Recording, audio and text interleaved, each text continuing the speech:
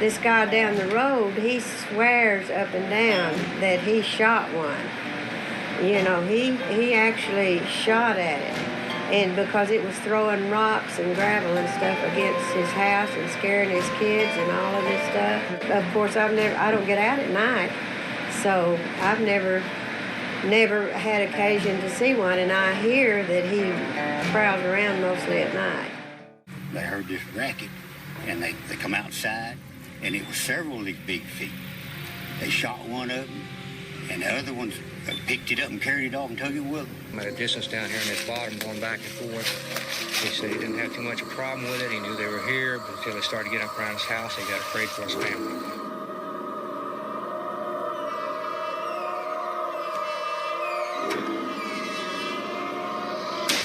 We had our own interesting evening that night. They're here. You see the eyes? You see the eyes over there? They're here. Mike, don't shoot. Mike, don't shoot. Wait, let's get the camera over. We observed large eyes on the south side of Tim's property that evening. Tim and his brother Mike said that the creatures were back, and apparently more than one that night. Like that. I've never seen any eyes like that. They were very powerful, glowing orbs of light that just reflected back as a nocturnal animal would. It was just amazing to see that sort of thing. Woohoo! Tonight we're going to be talking about something called the Siege of Honobia. And for the first time ever, I've actually got a problem with some Bigfoots, man. I say this story is intense, so I can see why they would sort of upset you. Before we get into that, though, we need to say hello, everybody. Welcome to EnigmaCast. You know who I am. You know who my boy is over here, Sasquatch Steve. Give him a wave, Steve.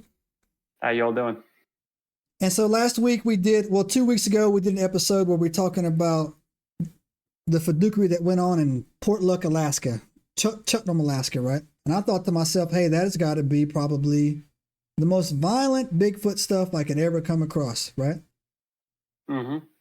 And it still is, in my opinion. But however, I thought, you know what? Has there been anything else worse or on equal terms to what went on in Portlock? And if you haven't seen our episode of Portlock, you should go check it out, Enigmites. So, Steve, I did some digging, man. And I came across this thing called the Siege of Honobia, right? Yes. Are you familiar with it? I am now. Preparing for this episode, yes, I'm. It was an interesting story. I'll tell you that. And I'll tell you what, Steve.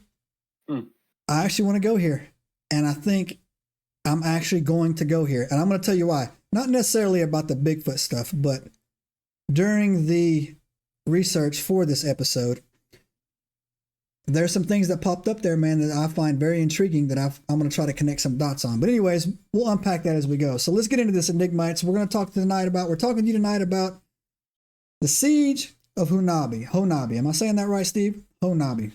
Honobia, something like that. I'm not exactly sure, but that's good. Close enough for two white boys. Anyway, so look. Exactly. I'm going to give you the where, the when, the who, and then we'll get into the story. Yep. Where is Honobia? Honobia is in southeastern Oklahoma, Leflore County, butting up against I'm going to butcher this name, Ouachita National Forest.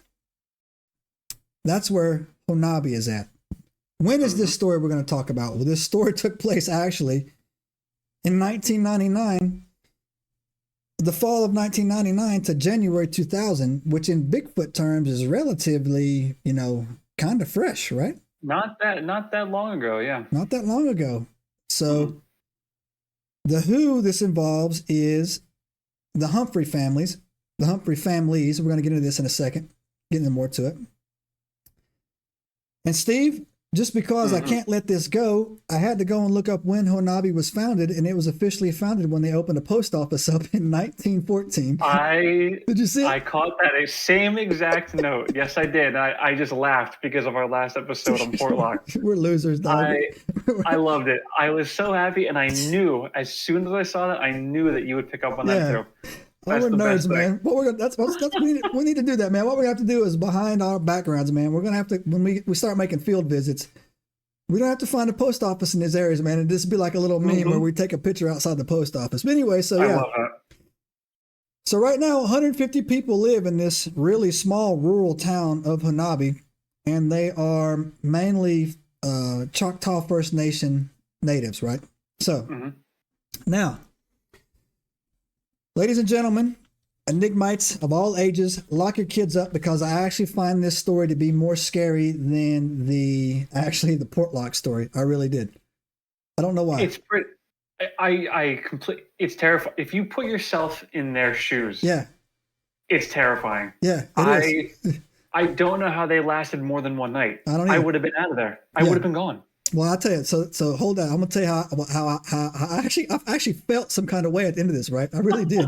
And I thought to myself, like, yo, man, you need a break. But like, I felt some kind of way about this story, and I found it more scary than the terror of freaking Portlock. So, anyways, before we get into that, though, ladies and gentlemen, the Siege of Honobia, we're going to tell you a story is about a very aggressive Bigfoot versus man event.